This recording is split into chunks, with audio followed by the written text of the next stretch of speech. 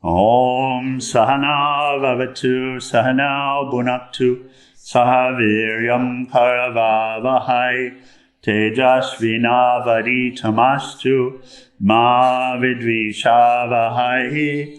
Om Shānti Shānti Shāntihi. On below Satguru Shivananda Maharaj Ki, and for all the saints and sages of all the traditions. Jai. Om Namah Shivaya. And if our dear sister Saraswati is on with us, she asked, and I don't know if she was on with us live Sunday morning or joined later, but she enjoyed the discussion and she wanted to know the name of the book that we were reading from. And this is Yoga Publications Trust is actually the name of the group that publishes, and it's also Bihar School of Yoga. It's from Bihar School of Yoga. And it looks like this. And let's see, did I do that? Yes. So it looks like that, if you can see it. And the name of this is Mind Management and Raja Yoga. And this is Swami Niranjananda, who we talked a little bit about on Sunday morning. Disciple of Swami Satyananda, who's Shivananda disciple. And these really are the most amazing books. We talked a little bit about that Sunday morning as well. So, and we want to become more familiar with these, especially considering. We want to become more familiar with them because they're really, they're the best yoga manuals. They're the best. They're the most clear, they're the most precise. The English is perfect. I've never seen a misprint in one. It's the most amazing thing. I don't understand their process. But usually books from India, and Swami Shivananda, God bless Swami Shivananda, because every one of his books is perfect, but they all have misprints. Because Swami Shivananda was like constantly pumping out books, and we have this photograph of Swami Shivananda with 6 secretaries in the room, and I'm sure he's dictating more than one book at a time. 300 books in 10 years, come on.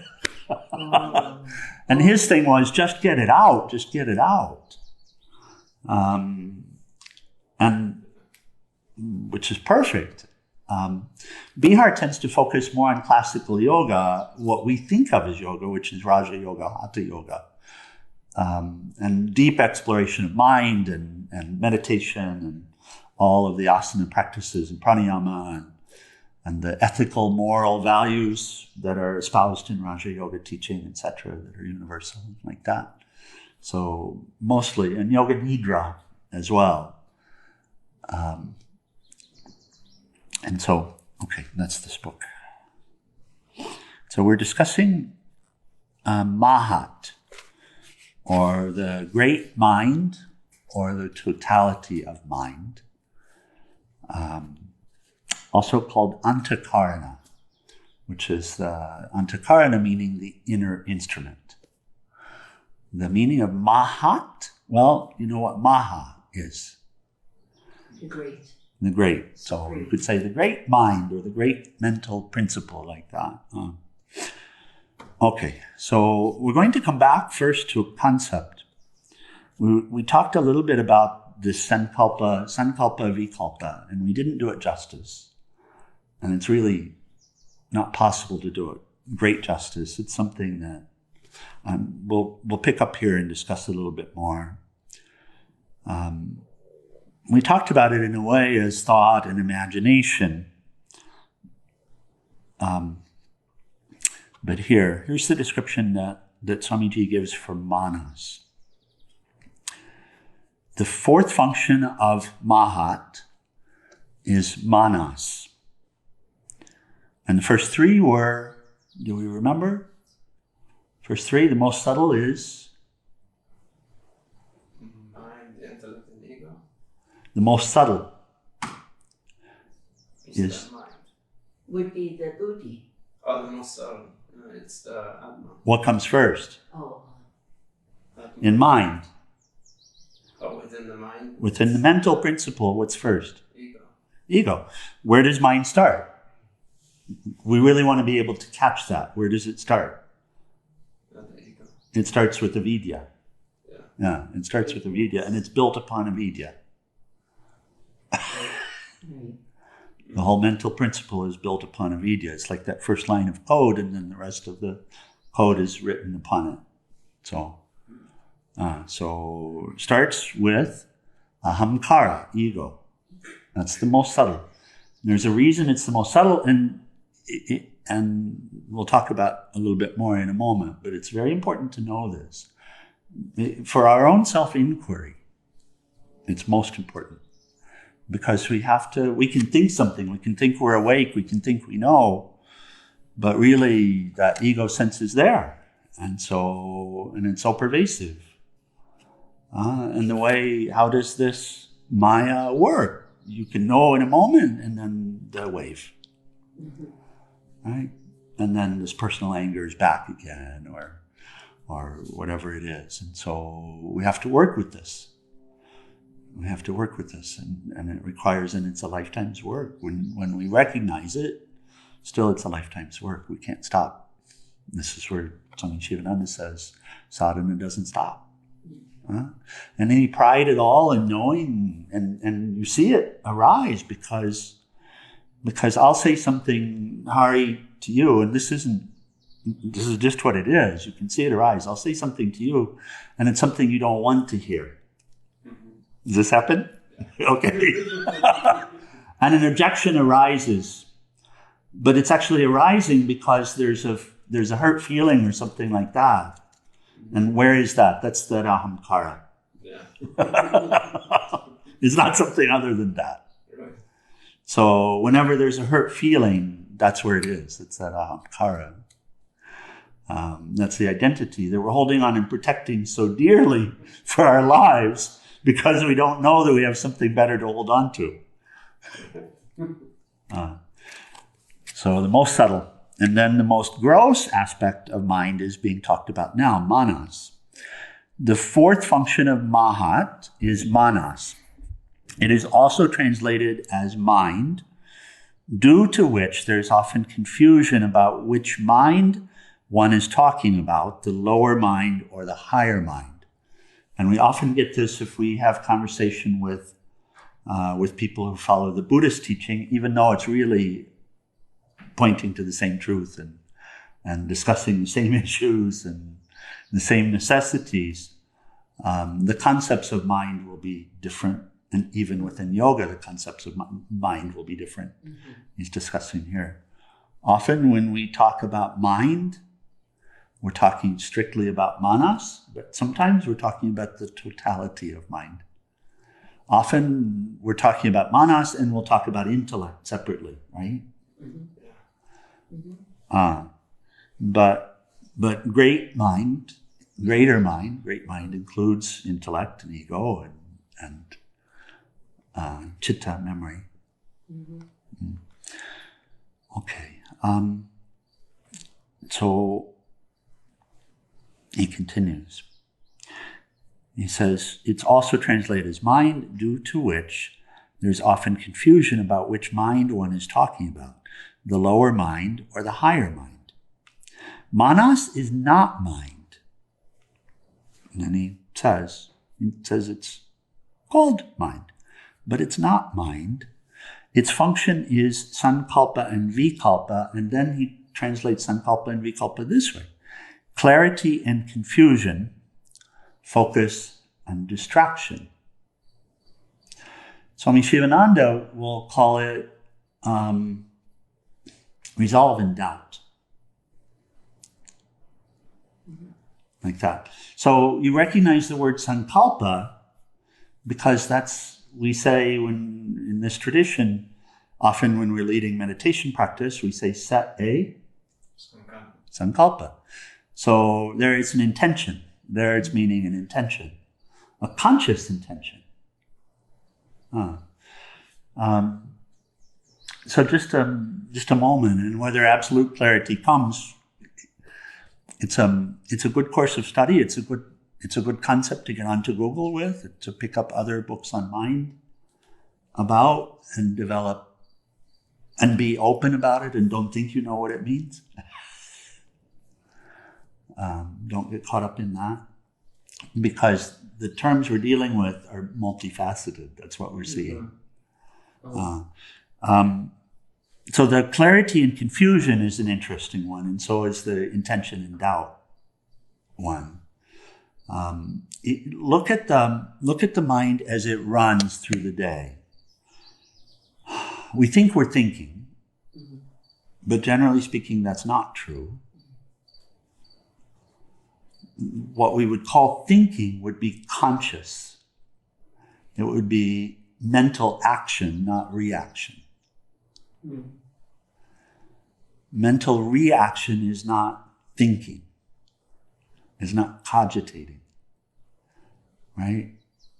That's mostly what happens. It's not contemplating. Right. Correct. So mostly we're not contemplating. Mostly we're not actually thinking deeply on a subject. We're going through this life sleepwalking, mostly. Even in the process of awakening, we get moments of clarity, but we have to bring the intention and really bring ourselves awake and be really ultra aware and work to not get into the reactive mode, right? And work to be present. And when we're reading something or studying something, the manas will tend to fight us, right?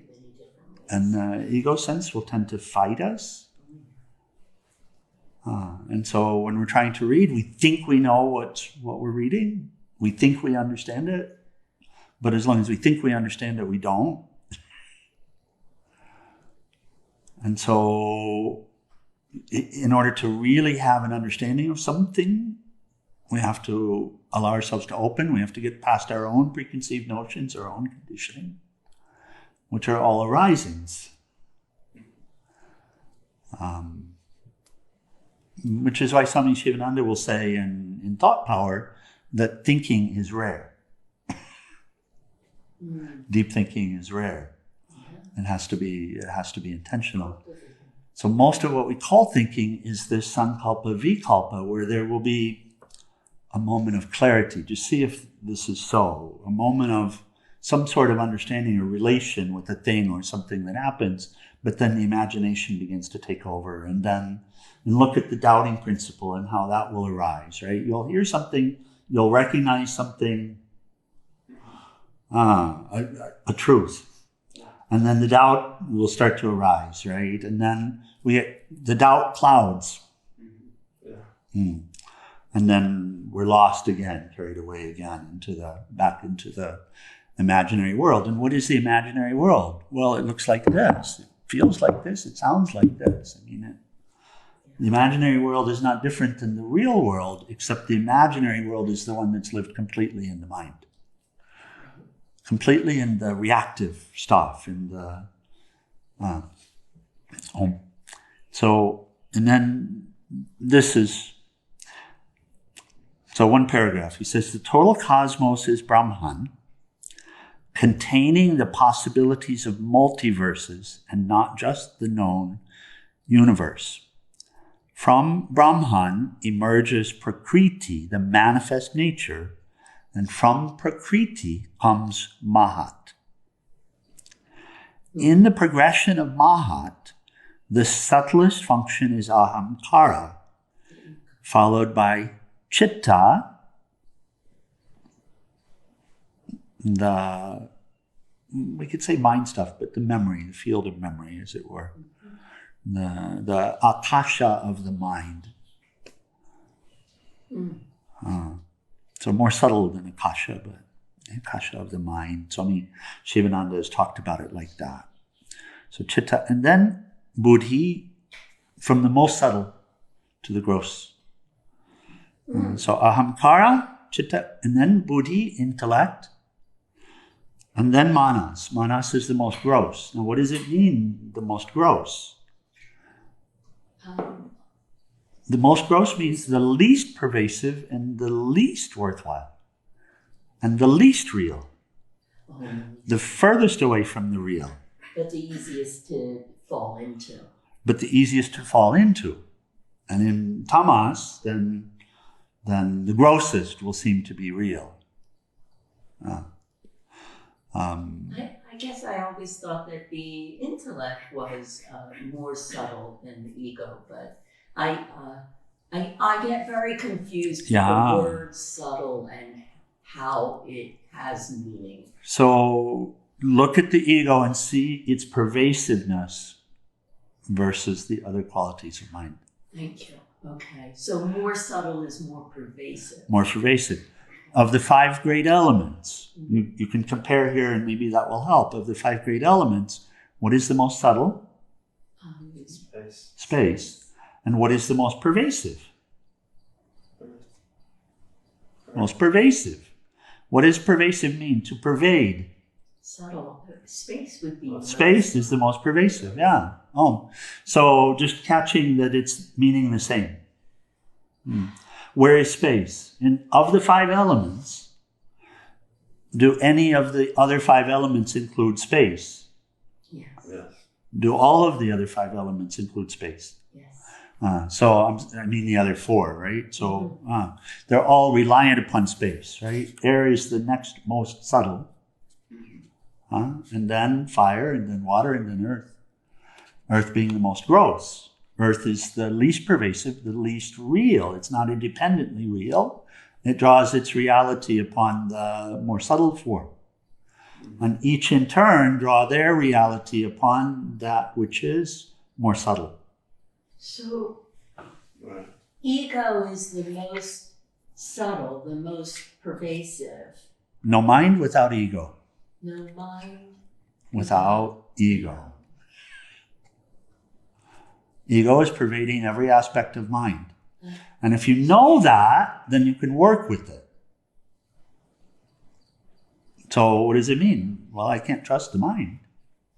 Right. And what does it mean to purify? It means to intentionally turn the mind around, intentionally, to intentionally negate the ego sense, to intentionally negate the ego sense.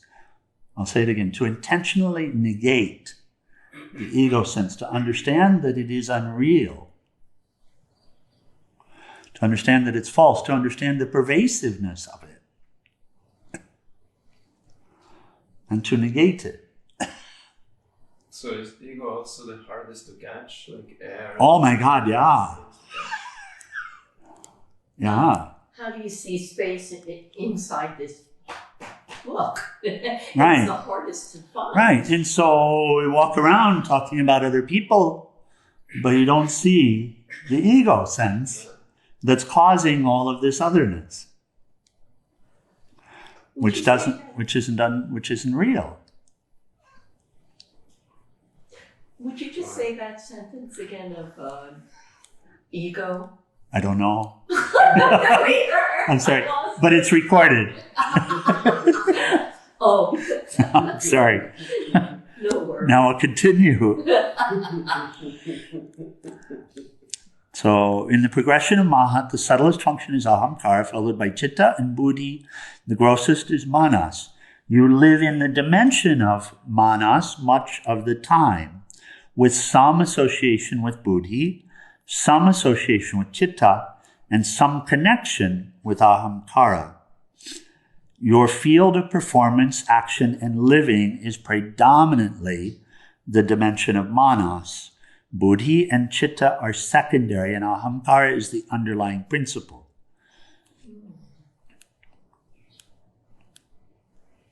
And then he continues on the, and I think we'll come back to this maybe tomorrow morning. He continues on the governing tattvas, the governing elements. We'll come back to, but we'll step forward a little bit more into this next chapter, which is management of the mind. Thank you, Hari. Management of the mind. And he was talking about the ego expressions. He says there are 4 ego expressions. The ego is connected to and subject to the meanderings of avidya, abhinivesha, maya, and asmita. And then he explains each. He says, avidya means ignorance, and one of the actions of the ego is to suppress knowledge. And we were talking about this on Sunday morning. So the suppression of knowledge is actually a function of ego. Yes. It has to be. Because when we live in a world which is not independently real, which is most subtle, which is God in expression, and yet it seems to be independently real. And everywhere we turn, when we strive for knowledge, there's some active principle working, it seems, against it. Right? So he's saying, interesting, that actually this is an ego expression. And it's an action of ego, which is to suppress knowledge. With knowledge suppressed, jnana, I heard you use the word this morning in the discussion. No, we just closed the door. It was okay. I knew what you were doing. I smiled. So, but you said jnana, knowledge, wisdom. But avidya, or this ego expression, is suppressing jnana. You see that's an active, you see how hard it is? So we can walk around saying we're all one. And we will think we know something. But then someone says something to us. It feels terrible. And all of a sudden we're up defending ourselves against who? If we're one. And jnana is wisdom, but jnana is also understanding. It's not just knowing something from a book. And so we can see it's actively being suppressed. And therefore, when one knows something, this is also, why is Swami going out? Why am I being... Well, I don't know completely, but I know this is part of it. I know that we know something as a community. There are many, many people that know something important, but get caught up and don't live it. And don't make it real knowledge. Now, is that because they're bad? No, it's not. It's because we're working with something and really trying to break out of something. It's like the caterpillar being in the chrysalis. The caterpillar knows instinctively, I have to grow. I have to get to this next stage. I have to get out of this. This is not really me. This is not who I am. I'm stuck here, and as long as I'm in this caterpillar body, I'm trapped and I'm bound, yes? And so it's like this waking up and growing up, these things we have to do. And in this time, oh my God, we have to do it. And it's like this, and then, so yeah, there's some knowledge that we know something, but then we get like stuck in the cocoon when it's time to break out of it. When we have to trust that deeper knowing and recognize, and understanding of this ego principle will help so much in this way, as well. Because we know, okay, yes, well, there's something within that, and let me accept it because that's the way it is. That's the way God designed it. And okay, fine. But now I know what I have to do. I have to wake up and I have to stay awake. And I can do. Not easy. With knowledge suppressed, jnana does not manifest. Rather, ajnana, avidya, or absence of knowledge, becomes the state of life. So this is what we call the worldly life, or the So if you observe people who are arrogant and egoistic, you will find that the doors of their learnings have closed. They are not willing to open these doors to understand or appreciate any other reality beyond their conditioned perception. Avidya influences the ego behavior and ego perception. There is no light or luminosity in the state of avidya. Everything is obscured. And then he talks about the others. But just another moment on this. So if we really know this, by the way, we can't but have compassion for those of us who are caught up in this ego stuff, who are denying higher truths, who are living in the base nature. We should only have compassion for them. We should never get upset with them. And of course, we should do whatever we can do in order to, if we know something, and if we're in the process of coming out of the cocoon, we can do something. We can always pray. We can always bring beneficial thoughts because we learn the power of these two. Right? But practice of acceptance, we were talking about last night with the group, the men's group, and we're talking about how to purify the seeds, focus of Mother Earth Restoration Trust. And the ability to accept, interestingly, to accept ourselves as we are and to accept others as they are. That doesn't mean not committing to growth. That actually means to take a little while and understand what this is. And understand what am I working with and what are these principles. This is why meditation and all these practices are great, they're essential, they're necessary. But learning our own minds is absolutely key. Yeah. It really is. So that we can understand what we're working with and what is it that's working against knowledge, as it were, and what is it that's working for knowledge, and where do I find them, and how can I participate with them? Or the more we try to close off and compartmentalize and separate ourselves, then the more we'll struggle with it. So I love this book. He's really, okay, so the ego is also guided by Maya, illusion, and identifies with Maya. It is Maya which makes it see itself as big and others as small. So this is the second ego function he's talking about. The third, the ego is influenced by abhinivesha, insecurity, and fear of losing one's hold on oneself, the fear of letting go, of dying. So you can catch that, right? So the fear of not being allowed to be oneself, but it's the idea of oneself. Where someone might challenge us. But there's a holding on to the Maya and to the avidya here. And so fear. So where is that fear arising from? When someone challenges what you know or what you believe yourself to be. Right? Someone saying a word to us, even a mean word, why is it that it hurts? Why is it that fear arises? And this is this abhinivesha. He says again, insecurity and fear of losing one's hold on oneself.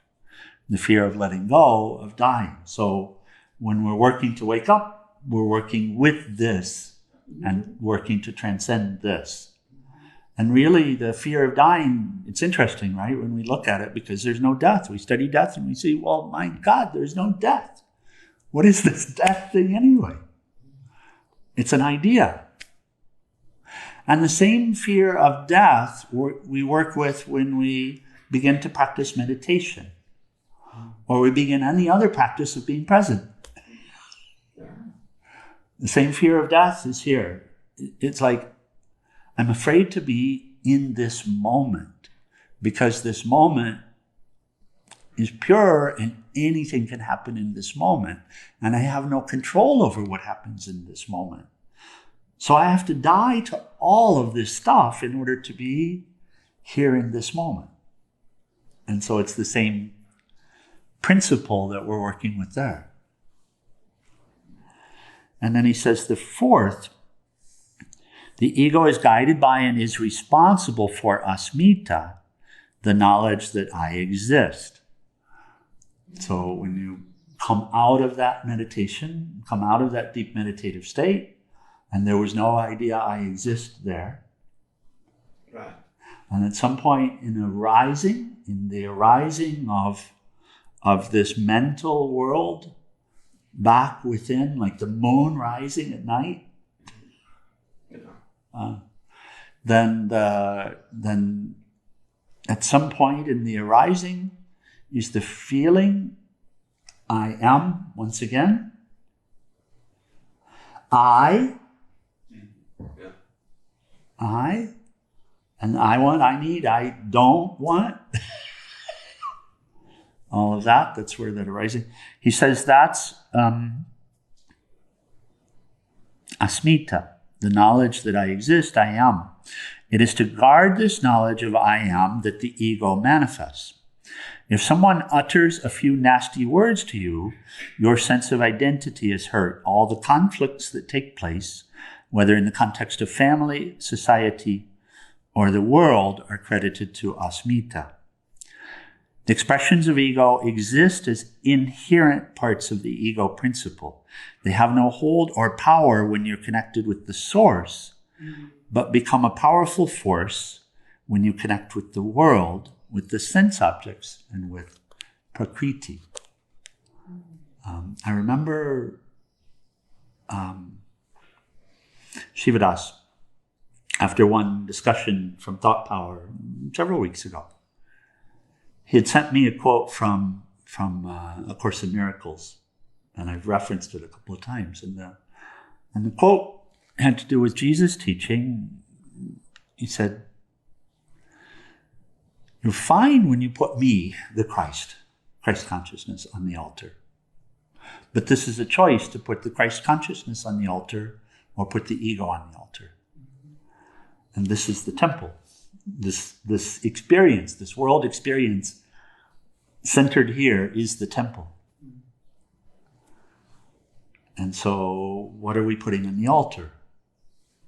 And here Swamiji makes the point very specifically, which we must come to understand, we must really deeply understand and integrate, is we have a choice, and the choice is in the moment.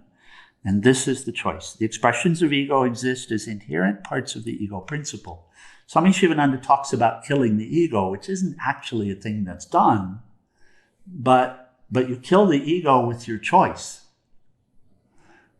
What do I place on the altar? They have no hold, those four factors, have no hold or power when you're connected with the source. So it's stark in this way, either the unknown or the known. But the known is all rooted in this ego principle.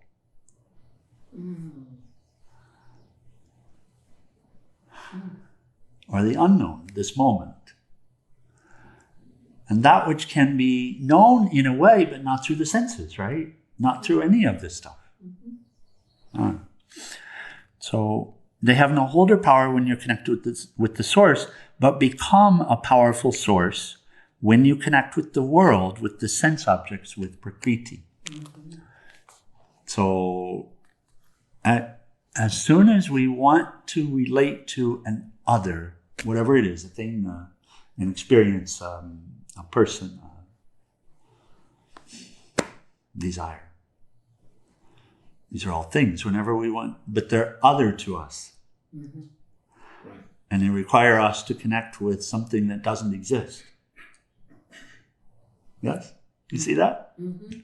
Because of the ignorance that the ego principle that is. So we call on the ego. So we call on the ego principle. In fact, because it doesn't exist. Yeah. It only exists through the ego principle.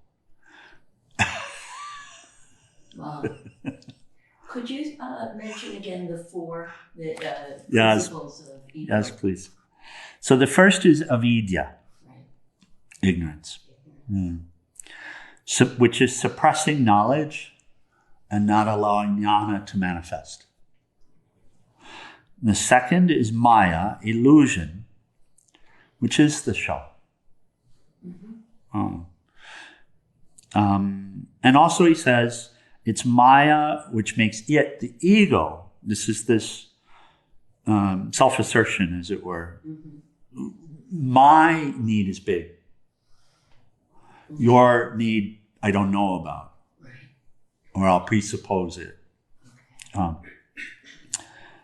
Ego is influenced by abhinivesha, which is insecurity and fear of losing one's hold on oneself. I remember, did you have this experience the first time you really actually experienced meditation, that after a moment there was a shock that brought you back out of it? Yeah. Like a fear, I can't cross over there. Did you experience that? Not everyone, but it's a very common experience. I relished it.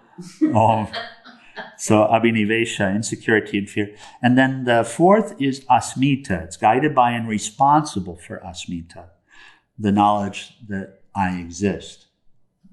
So the other principles are required, so I exist as opposed to. But even here, because in the pure self, this knowledge I exist isn't there. So Muji, for example, will talk about isness, pure isness, to try to help us to catch something deeper than I amness. Isness. Beingness. Beingness. But I amness is a very special ego realm he's sharing. Asmita. And then, so those are the four. Do we have it? So you could say in English, ignorance, illusion, insecurity and fear of being present, of letting go. Of letting go, you see how deep that is, because wisdom requires acceptance, doesn't it? The only way for wisdom to dawn is through acceptance. Or we say surrender, like that. And then the fourth is the I amness. So avidya, maya, abhinivesha, and asmita. It's good, yes? Oh my word. That's good, yes? So we'll continue tomorrow morning. We're together for a few mornings here. So we continue with this, and we'll continue with the online and broadcast through this discussion as well. Okay. So we'll close. Any other questions or comments? And you checked, Ari? Nothing? I checked it. Okay. And I think some people will join us. I forgot to say even that we would be online this morning. So, but here we are. So it's like this void that we're invited to jump in, but at the beginning of the practice, it feels like it's scary. It's a scary place. So yeah. What that is.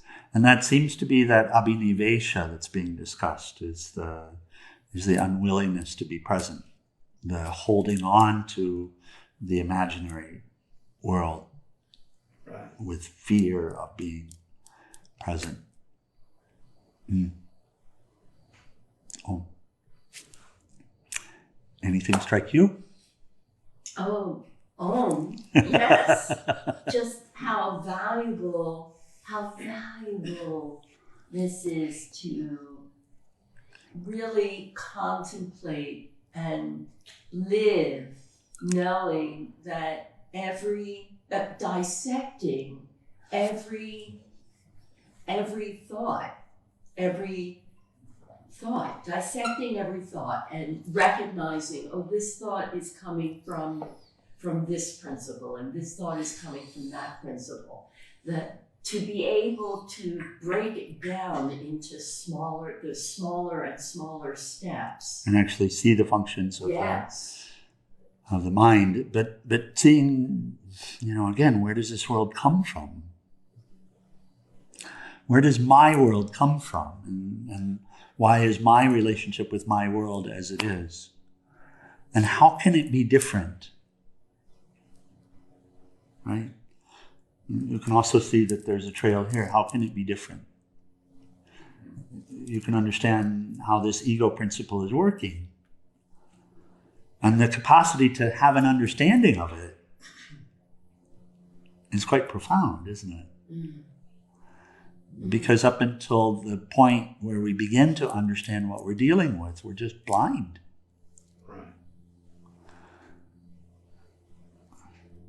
Right.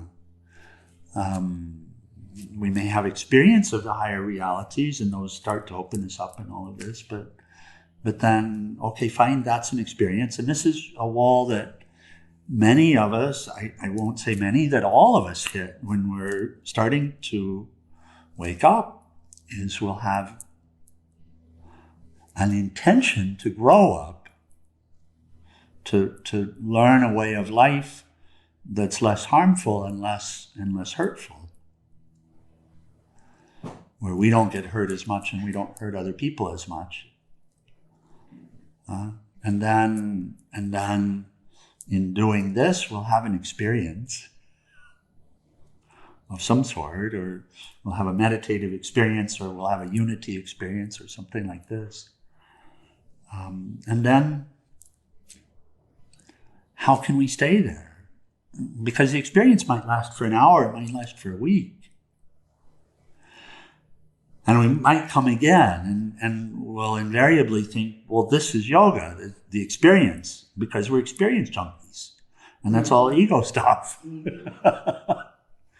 We want to be high.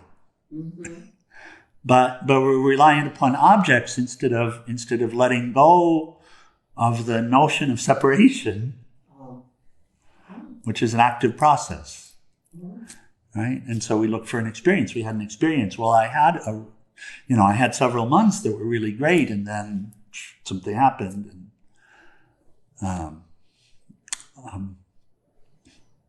So this knowledge, and then understanding more about the practices, but the fact that we can actually get it, that we can understand, this is the way it's working, and this is what it's doing, and there is a real alternative, and here's what the alternative is. The alternative is truth.